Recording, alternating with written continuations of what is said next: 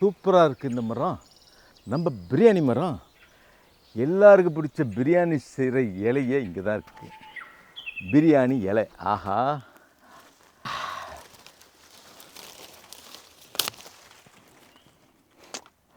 ஆஹா, super.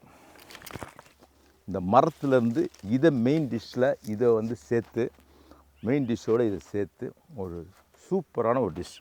கொஞ்சம் புதுமையாக, கொஞ்சம் உங்களுக்கு பார்க்குறதுக்கு ஒரு இன்ட்ரெஸ்டிங்காக. நம்ம இங்கே வந்து இதை இருக்கிறதெல்லாம் வச்சு சுள்ளி பொறுக்கிட்டு காட்டுக்குள்ளே இதை வச்சு அப்படி பண்ணுறோம். இப்போ நான் போய் சுள்ளி பொறுக்கிட்டு வந்து அதுக்கான செட்டப்லாம் பண்ணிவிட்டு கோழியை வச்சு பண்ணுவோம். அது நம்ம வீட்டு கோழி இந்த காட்டில் மேய்ஞ்சிட்ருக்கோம், அதை பிடிப்போம். அந்த கோழியை மெயின் டிஷ்ஷாக வச்சு அதை எப்படி அதை அழகாக ஒரு புதுமையாக செய்கிறோன்றதை இப்போ நீங்கள் விஷுவலாகவே பார்த்துருங்க. நான் சொல்லிவிட்டு அவங்களுக்கு அந்த சஸ்பென்ஸ் போயிடும். ஆரம்பிக்கலாமா? வாங்க.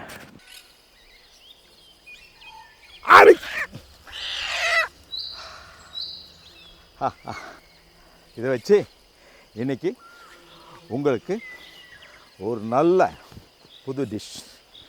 அந்த டிஷ் எப்படின்னா அருமையான டிஷ்ஷை செய்யலாம். வாங்க ஆரம்பிப்போம்.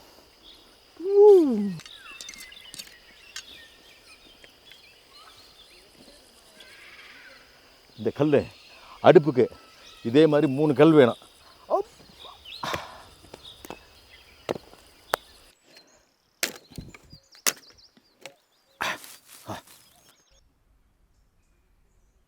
பம்ப்கின் பூசணி, அதுவும் இப்போ மார்கழி மாதம் தை மாதம் இதெல்லாம் ரொம்ப ஃபேமஸ். எவ்வளோ அழகாக இருக்குது பாருங்கள்.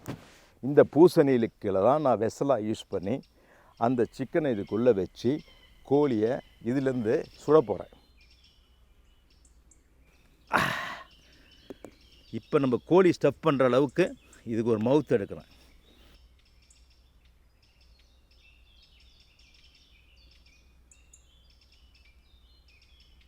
இது வந்து கேப்பு, இது வெசல், அவ்வளோதான்.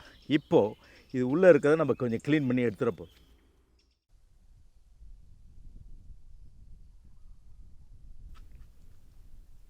இது உள்ளே இருக்கிறத நம்ம க்ளீன் பண்ணி எடுக்க போகிறோம். இப்போது இது நமக்கு ஒரு அழகான வெசல் ஆயிடுச்சு பாருங்கள். இப்போ காட்டுறவங்கக்கிட்ட அழகாக ஒட்டிச்சு சிக்கனை மேரினேட் பண்ண வேண்டிய மசாலாவை அரைக்க போகிறோம். ஒன்றும் இல்லைங்க, இது லெமனை வந்து இந்த கல்லில் வாஷ் பண்ணுறேன். ஏன்னா நம்ம கொஞ்சம் சாப்பிட்ற ஐட்டம் கல் மலங்காட்டாக இருந்தாலும் ஒரு வாட்டி நல்ல மலையில் குளிச்சு தான் இருக்குது, சுத்தமாக தான் இருக்குது. இருந்தாலும் நம்ம அரைக்கிற இடம் இந்த இடம் மட்டும்தான். இப்போ கொஞ்சம் இஞ்சி நல்லா தோல் சீவிடுங்க. அதே மாதிரி பூண்டு. அடுத்து இதுலேயே கொஞ்சம் 2 சின்ன வெங்காயம் வச்சுக்கிறோம். சின்ன வெங்காயம் கூட நம்ம வாஷ் பண்ணி வச்சா போதும், தோல் வந்துடும் பாருங்கள். இப்படி இடிச்சோம்மா, இப்படி எடுத்தோம்மா, தோல் வந்துச்சா, அப்படி போட்டோமான்னு இருக்கணும். இப்போ 4 மிளகாய் வத்தலை எடுத்துக்கும். இதையும் அதையோடு சேர்த்து இடிக்க போகிறேன். இதோட 2 மஞ்சள் கிழங்கு வச்சுக்கிறேன். விரல் மஞ்சள் யூஸ் பண்ணுங்கள் எப்பயுமே. அந்த விரல் மஞ்சளும் இப்படி ஃப்ரெஷ்ஷாக எடுத்து இப்படி வச்சு தட்டுங்க.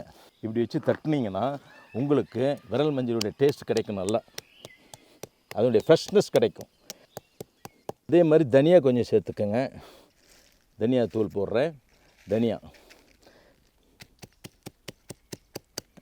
இன்னும் கொஞ்சம் பட்டை, நம்ம லவங்கம், ஏலக்காய், இது சோம்பு இதெல்லாம் கூட சேர்த்துக்கிறதுல ஏலக்காய், கிராம்பு. இந்த சட்டியில் இப்போ நம்ம அரைச்சதை அப்படியே ஒரு ட்ரை ஃப்ரை, வரட்டு வாட்டல், இது ஜஸ்ட் ஒரு ஷாலோ ஃப்ரை பண்ணியிருக்கோம். அது அப்படியே வாடிடுச்சு. ஏன்னா இந்த பச்சை வாசனை கொஞ்சம் போகிறதுக்காக இதை பண்ணுறோம். வாழ்ந்துடுச்சு. இப்போ இந்த நேரத்தில் இதில் அந்த பச்சை வாசனை சூடு இழுத்த பிறகு கொஞ்சம் நல்லெண்ணெய், இது நல்லெண்ணெய் கோழின்னு சொல்லலாம். இந்த நல்லெண்ணெயை கொஞ்சம் லைட்டாக விடுறேன்.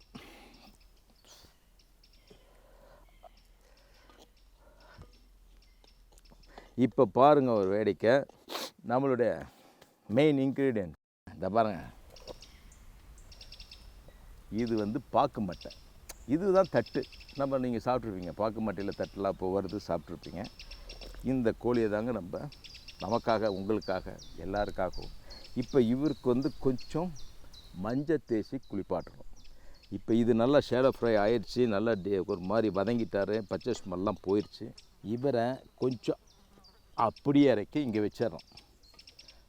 இப்போ நம்ம இவர் மஞ்சள் எடுக்கிறோம், கொஞ்சம் இவருக்கு போடுறோம்.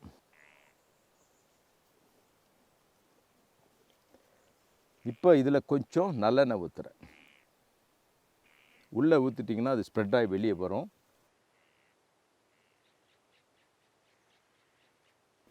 இப்போ இந்த நம்ம எதுக்காக இதை வாட்டுறோம்னா 2 விஷயம்.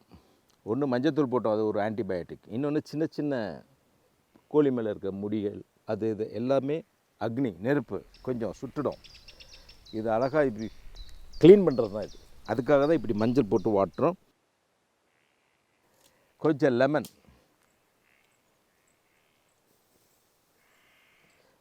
வந்து கொஞ்சம் தாராளமாகவே உள்ளே ஸ்டெப் பண்ணுறது. இப்போ நம்ம இதிலேருந்து இதுக்கு மேரினேட் பண்ணிட்டோம். இப்போ லெமனையும் இதுக்கு வேண்டியது குளிப்பாட்டிட்டோம். இப்போ ஸ்டஃப் பண்ணுறாங்க. இதை என்னென்னா உள்ளேயே போட்டுட்ருக்கேன், பேக்கில் போடுற மாதிரினா. ஏன்னா இது உள்ளே போட்டால் போதும், வெளியே அதனுடைய ஃப்ளேவர் அதுவே குக் ஆகி அதனுடைய ஜூஸஸ்ஸு, அதுலேருந்து வெளியேற ஆயில், அதனுடைய ஃப்ளேவர் எல்லாமே நமக்கு வந்துடும். ரொம்ப ரொம்ப நல்லாவும் இருக்கும் உங்களுக்கு டேஸ்ட் இது. ஓகே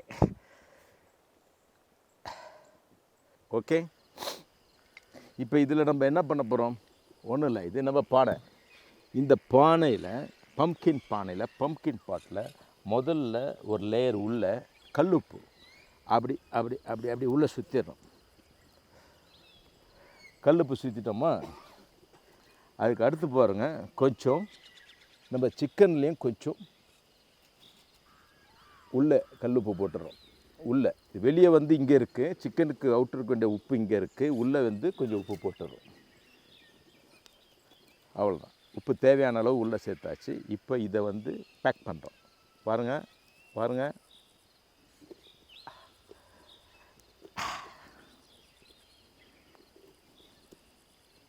லைட்டாக ஸ்ப்ரே பண்ணி விடுங்க.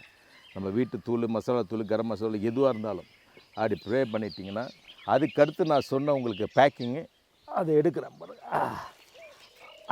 இது தாங்க என்ன சொன்னேன் நான் உங்கள்கிட்ட, பிரியாணி இலை. இதை பிரியாணி இலையை நம்ம இதில் பேக் பண்ணுறோம். நம்ம பிரியாணி இலை அதை சேர்க்கலை, அரைக்கிறதுல சேர்க்கலை, முதல்ல சேர்க்கலை, எதுலேயுமே சேர்க்கலை. இதில் தான் நம்ம போடுறோம் பிரியாணி இலையை. இப்போ பாருங்கள், எவ்வளோ வேணால் போடலாம். ஏன்னா இது வந்து நம்ம பவுட்ரு போட்டால் தான் பயப்படணும், இந்த ஸ்மெல் அந்த ஸ்மெல், அதுக்கெல்லாம் ஒன்றும் இல்லை. இது பேக்கிங் அளவுக்கு நீங்கள் கொடுத்துருங்க.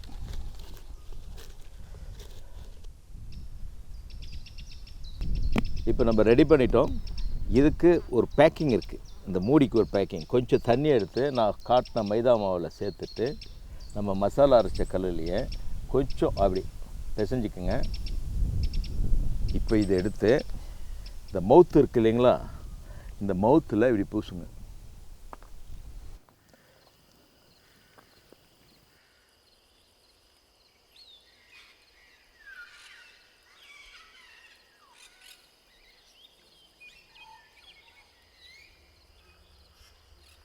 இப்போ நல்லா மூடியாச்சு. இப்போ இவரை அப்படியே அதில் வைக்கிறோம்.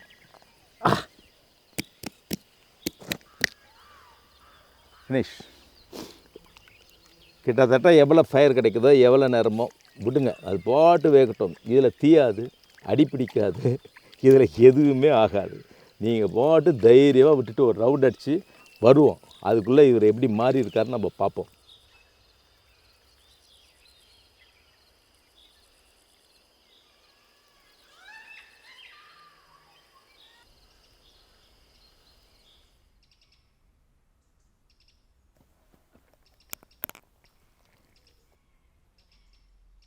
நல்லா பம்ப்கின்னே குக் ஆகிடுச்சு பாருங்கள். புஷ் புஷ்ஷுன்னு இருக்குது பாருங்கள், பம்ப்கின்னே குக் ஆகிடுச்சு.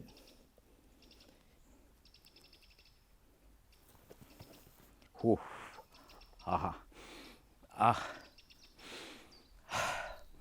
ஆடாடா, இந்த சிக்கனுடைய ஃப்ளேவரோட நம்ம போட்ட மசாலாகளுடைய ஃப்ளேவரு, இந்த பிரியாணிகளுடைய ஃப்ளேவர் எல்லாம் கலந்து எப்படி வருது பாருங்கள். ஆடாடா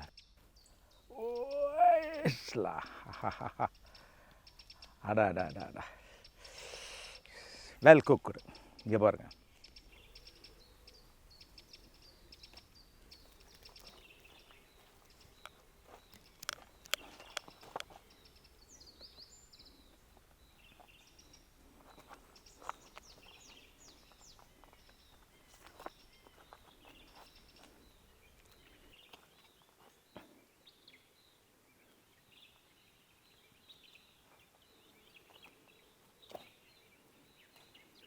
ஃபுல்லி குக்குடு, ரொம்ப சாஃப்டாக இருக்குங்க.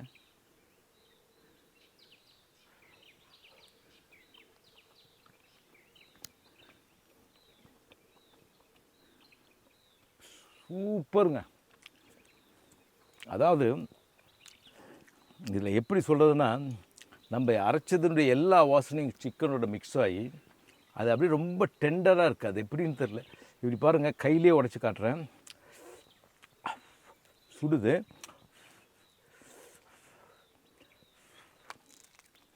அதை பாருங்கள்.